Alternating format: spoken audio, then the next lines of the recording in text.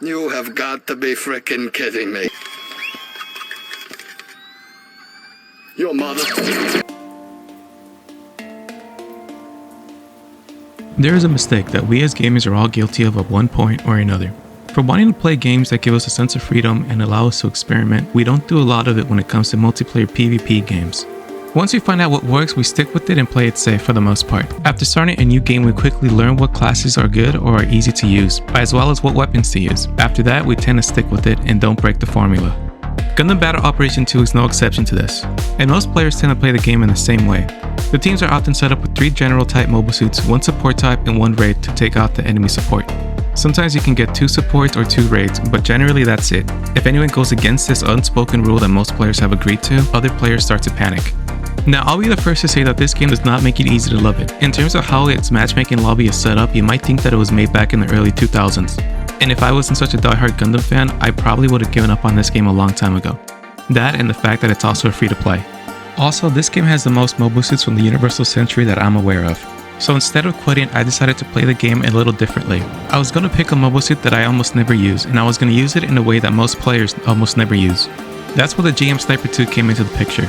I remember seeing it in Gundam 0080 for the first time and thinking how cool it looked, only to then see it get shot down 5 seconds later. The only other time we see it again is in the form of a pile of rubble in another shot in the same episode.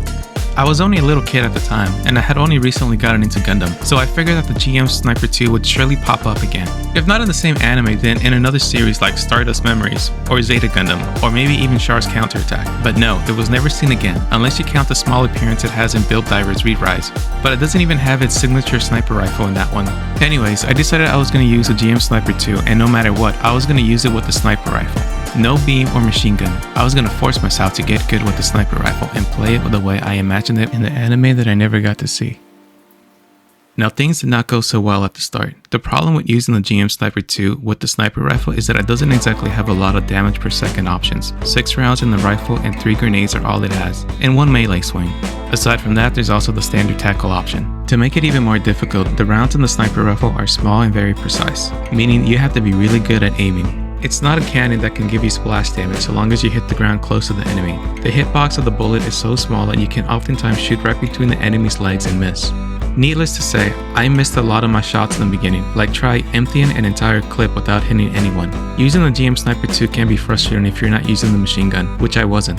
It's always been a bit confusing to know that within the Gundam universe it's supposed to be the best GM of the 1 year war, and yet it's so hard to use. At this point it felt like I was playing the game on hard mode, which is saying something when you consider how difficult the game can be already when you're using a mobile suit that you're good at.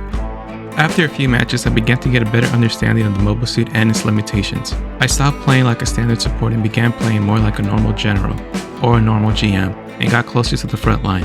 The rifle has a long range, but it's useless if I keep missing all the time. I soon began to do better with it, but it always felt like there was a limit to how much I can get out of it. Maybe there's a reason why the creator said that this mobile suit was intended for ace pilots. It really felt like you needed to be an ace or a U-type to land all your shots consistently. Nevertheless, something that didn't happen was me getting bored. It was exciting seeing how much I can improve with every match, and with every match my confidence grew and I began to play more aggressively. I started to think more like someone who was in a mobile suit that was halfway between a general and a raid, but it was stuck inside a support's body. I even started to rush ahead of my teammates in some situations. I wasn't getting the top individual score or causing the most damage, but I was getting top assist scores fairly consistently. That's when I realized that mindset was everything to the GM Sniper 2. Yes, it's a support with the long-range sniper rifle, but it's best up close, or at the very least at mid-range. The reason is because of the sniper rifle's cooldown rate in between shots. At only 4 seconds, you can stun, stagger, and melee up close and personal. If it had a dodge roll or a second tackle before its thrusters overheated, it would be one of the deadlier supports in the game. At long last came the best match so far. Call it luck, but the enemy team just so happened to pick 3 supports and no raids. Now I love a good shootout in sports when both teams are scoring every time they get the ball. The only thing I love more, however, is a good defensive battle, and this was one of those matches for me. I didn't exactly get any crazy numbers, but I still ended up leading the team. This had to be the most fun that I had in a really long time playing the game. I was learning new tricks and relearning old ones through the limitations of my mobile suit. By now, it's one of my favorite suits in the game. I know it's not the strongest in its class, but it's fun for me to use. Some people just want to watch the world burn, while others just want to have fun and explore. Or as J.R.R. Tolkien wrote, "Not all those who wander